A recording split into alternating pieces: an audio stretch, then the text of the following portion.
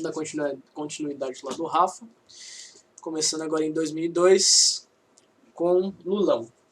O Lula assumiu em 2003, ganhando as eleições de 2002, mas ele já havia participado de várias outras eleições anteriormente e perdeu todas. Bom, o governo desse cara aqui, do Lula, ficou marcado pelo intenso crescimento econômico, que foi tão, digamos, cavalar, que foi aqui que foi paga a dívida do nosso Dom Pedrinho, que o Rafa comentou, acho, na última aula. Porém, sempre, em todos os governos, todos os políticos têm seu lado bom e ruim, não é? Ele teve um crescimento econômico bom, ele ajudou muito a população, ele deu todas as pautas pedidas que o Rafa comentou agora na outra parte da aula, mas ele teve a sua credibilidade muito abalada por escândalos de corrupção, como o mensalão que eu vou comentar aqui pra frente. Vamos lá. Agora voltando depois dessa introduçãozinha do Lula. Como eu falei, ele venceu as eleições de 2002 e foi em cima do Serra, do PSDB. Essa vitória marcou o auge da carreira política do Lula e pôs fim à série de derrotas que ele tinha já contabilizadas. Ele se candidatou a presidente em 89, 94 e 98 e foi derrotado pelo Collor, o FHC, e pelo FHC 2 vezes. A trajetória política dele era muito ligada a movimentos sindicais. Vocês já devem ter visto várias filmagens antigas do Lula no meio dos sindicatos, principalmente na região do ABC. E isso começou na virada de 70, da década de 70 para 80, durante a ditadura militar ainda. O Lula venceu em 2002. Por quê? Por que ele ganhou? Pela perda de prestígio do FHC, entendida pelo historiador Boris Fausto como resultado da democratização da política e sociedade brasileira. De toda forma, a candidatura e vitória do Lula foram vistas com muita desconfiança pelos grupos da sociedade brasileira, sobretudo pelo comércio financeiro, pelo mercado financeiro, né? Agora tem uma esquerda no poder e tal, pode dar merda. Enfim, vamos vendo. A candidatura e vitória também foram marcadas pela suavização no discurso político, tanto do Lula quanto do PT, em comparação às origens do partido na ditadura militar. Porque, anteriormente, na ditadura militar, eles foram mais, digamos, em visão dos militares, era uma organização terrorista. Então, o discurso deles era mais, como que eu posso falar, violento, agressivo, tal, para bater de frente exatamente com o que eles recebiam, né? A gente sabe que ninguém está certo nessa situação. Então, vamos lá. Depois que eles subiram no poder, eles reinventaram, eles mudaram seu tipo de discurso, tanto do Lula quanto a linha do PT. Fizeram o Lula assinar uma carta porque ele não ia aplicar o comunismo no Brasil. Bom, eles falavam, obrigaram o cara a escrever uma carta que ele não ia colocar no comunismo no Brasil. No começo do mandato, na parte política e econômica do governo, ele colocou em prática uma reestruturação econômica que trouxe resultados positivos para o Brasil em diversos aspectos. O controle da inflação e a garantia da estabilidade do plano real foram os focos do governo do Lula, ou seja, manter a economia estável e manter o real num patamar para que não tivessem que trocar a moeda de novo e fazer aquele esquema que foi feito nesses governos anteriores. Porque o grande temor dele era principalmente o mercado financeiro. Na questão de inflação, o governo Lula iniciou o mandato com 12,53, que foi herdado do FHC, e em 2006 a inflação alcançou a marca de 3,14%. Foi uma diminuição considerável. E encerrou o governo com a inflação em alta, né? Do grande decréscimo que ele conseguiu, subiu ainda um pouquinho, fechando em 5,9%. Outros índices econômicos do governo Lula, que também foram positivos, foi o crescimento do PIB. E isso, em grande parte, aconteceu pelo crescimento econômico dos países como China, que se transformou no principal parceiro econômico do Brasil. Nesse cenário de crescimento econômico, ancorou sobretudo o crescimento das exportações de matérias-primas e commodities do Brasil para outras nações que estavam em crescimento, como a China. Primeiro a gente tem a soja, que foi responsável por 79% de todas as exportações do Brasil. Minério de ferro, 54%, e o petróleo com 44%. E, de novo, gente, a gente exporta muita coisa. Nós somos o maior exportador de minério de ferro. E depois a gente compra o aço. Então, você vê que até hoje, tipo hoje, 2020, a gente ainda não consegue instalar uma siderúrgica para parar de vender o minério e comprar o aço. Mas enfim, continuando. Outros resultados positivos do governo Lula foram as criações de emprego. Ele criou muitas oportunidades de emprego em seu governo. E a melhoria da condição econômica de grande parte da população, devido àqueles, por vários programas sociais que ele colocou em prática. Não necessariamente foi ele que criou, mas ele colocou em prática. Agora vamos para outra parte, né? A gente viu a parte boa, agora tem que ver um pouco a parte ruim também. Casos de corrupção.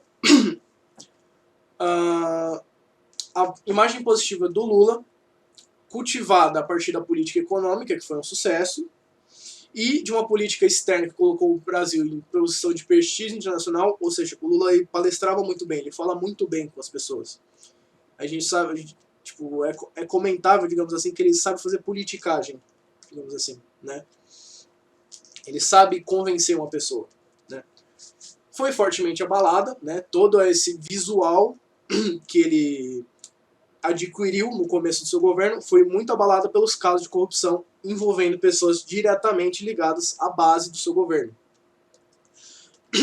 Diferentes denúncias foram acontecendo ao longo dos anos, dos 2 mandatos do Lula, e de todos, o que mais repercutiu ficou conhecido como mensalão e estourou em 2005. Os escândalos de corrupção durante o governo do Lula renderam fortes críticas ao PT, seja dos grupos de direita, entendidos como opositores, então lógico que eles vão meter o pau, e até grupos ligados à esquerda meteram o pau no PT, por causa desses esquemas de corrupção que vieram à tona. As críticas do governo do Lula e ao próprio PT relembravam o discurso petista da década de 90, no qual o partido fazia defesa intensa da ética na política. Então, né, enfim, hipocrisia, digamos assim. No entanto, a grande quantidade de denúncias e a comprovação de algumas delas mostram que a defesa da ética na política não aconteceu quando eles assumiram o poder. Aí eu coloquei uma frasezinha que é épica. No papel e no discurso tudo é lindo, mas na prática nada é aplicado. Vamos lá, vamos falar do mensalão. O que foi o mensalão? Ele consistiu no escândalo em que membros da cúpula do governo realizaram uma compra de parlamentares a partir de um caixa 2 para que apoiassem no legislativo as pautas que interessavam o governo. Então,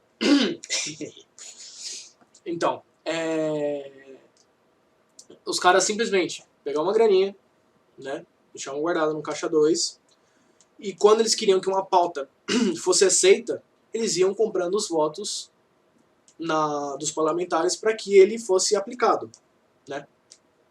O esquema foi denunciado por Roberto Jefferson e desgastou seriamente a imagem do Lula, que viu sua aprovação cair consideravelmente no período de véspera de eleição.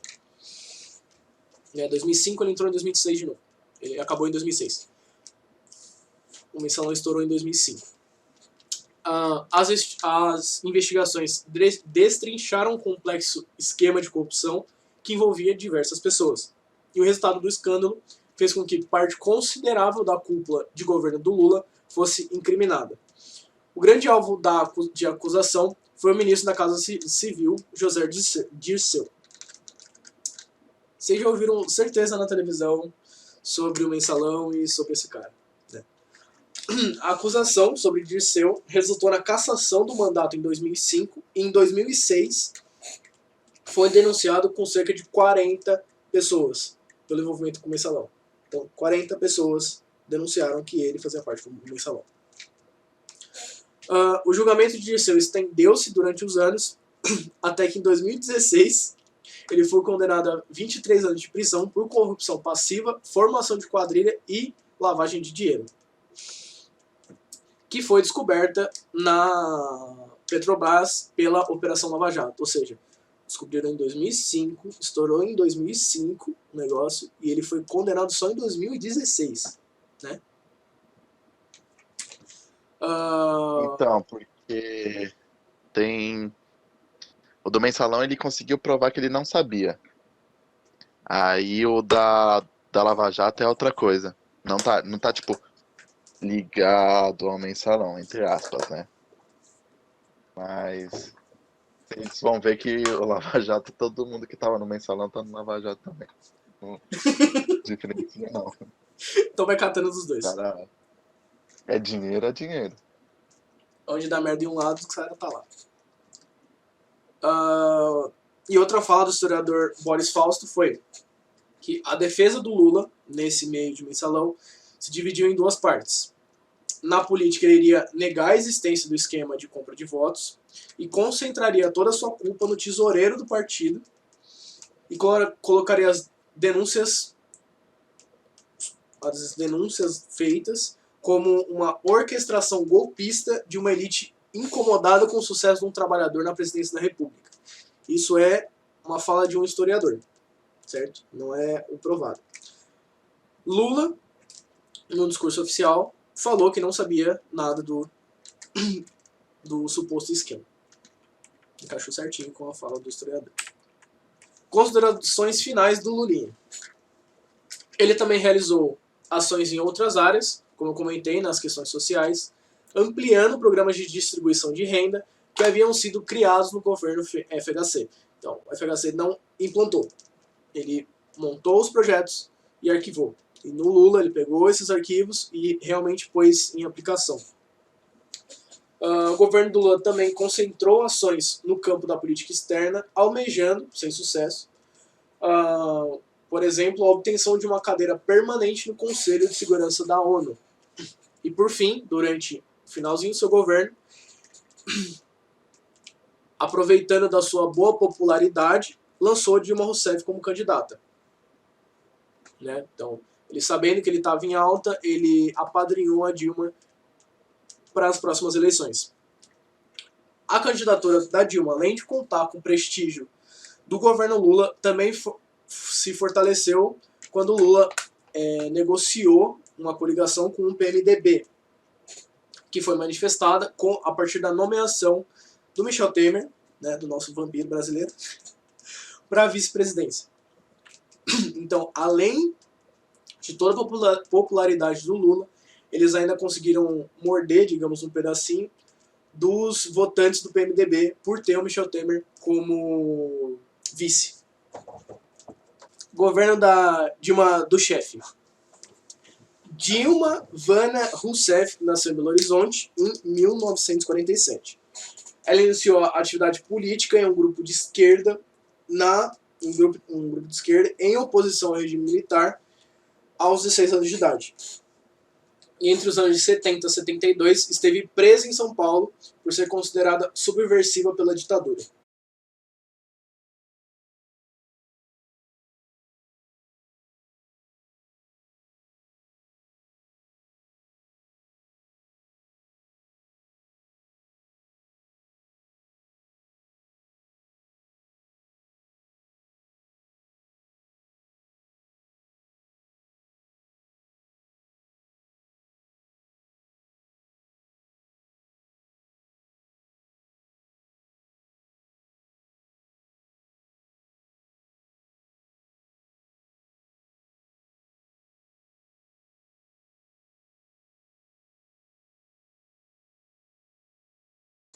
Governo da Dilma.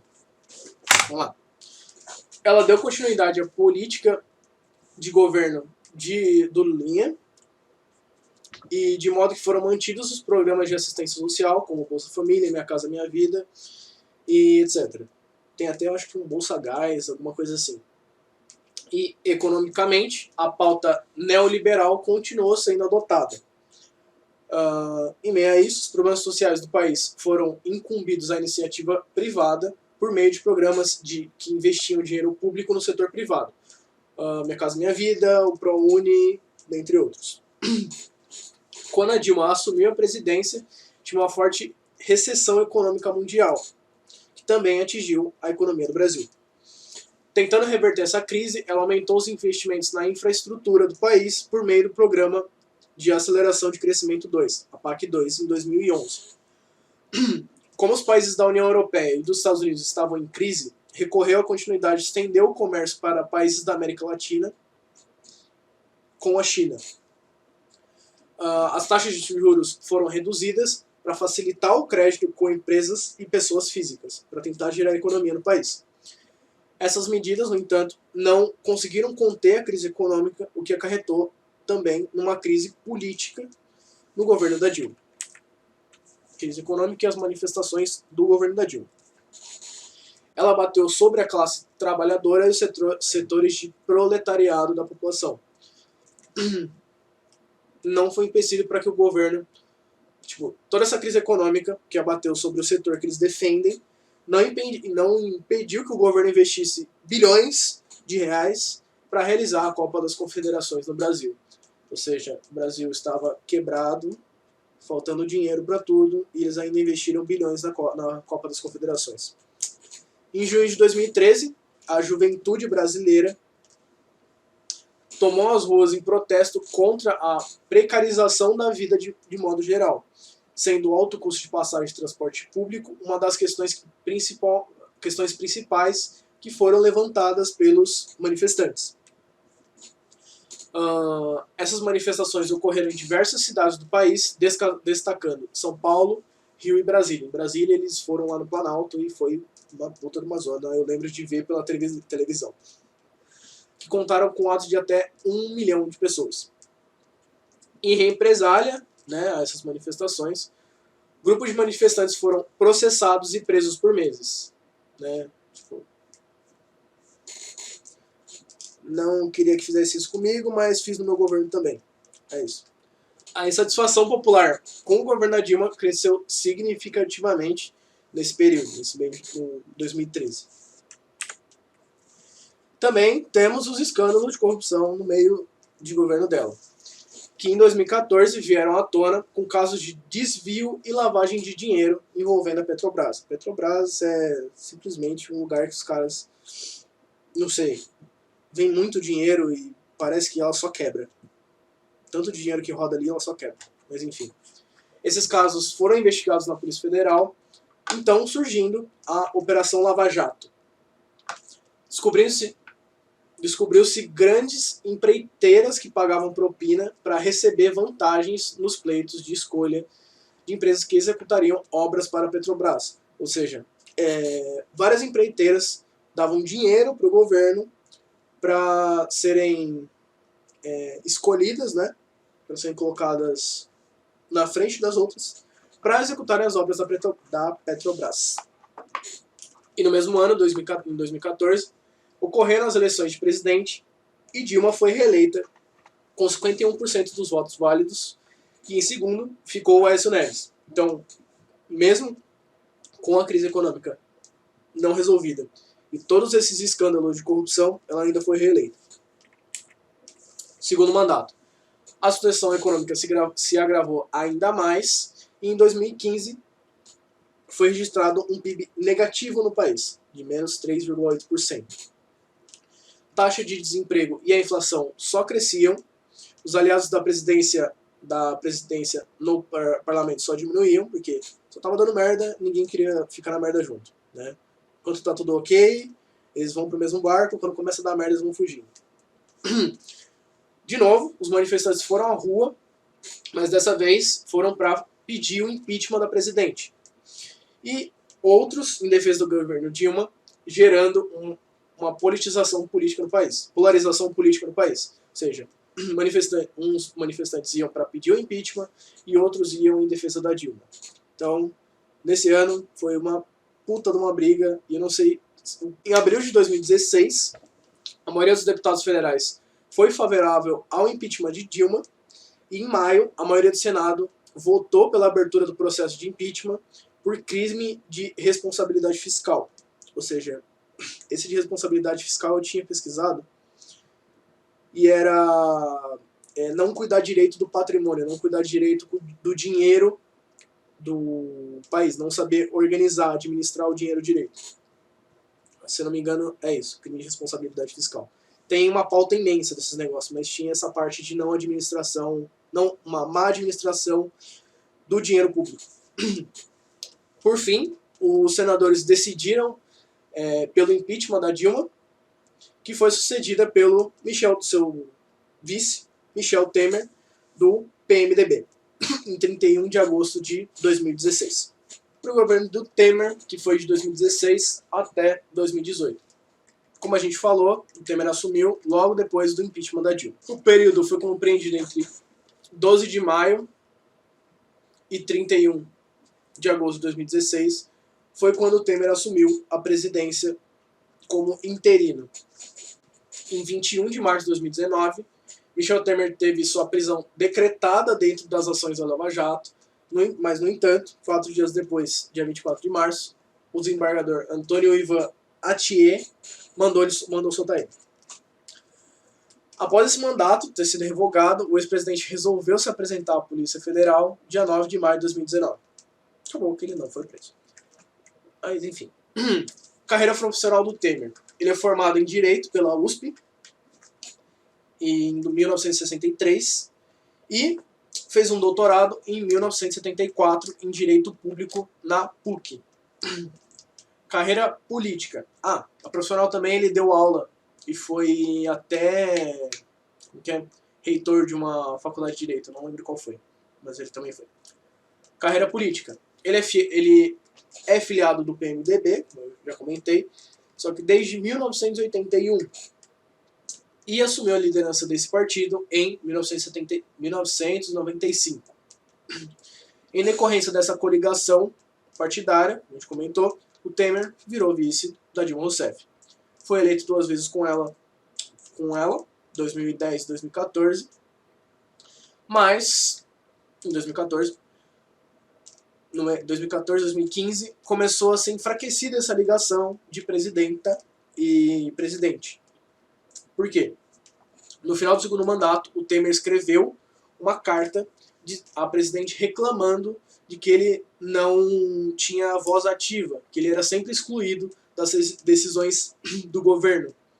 Então, ele saiu puto, digamos assim, até ele assumir, né?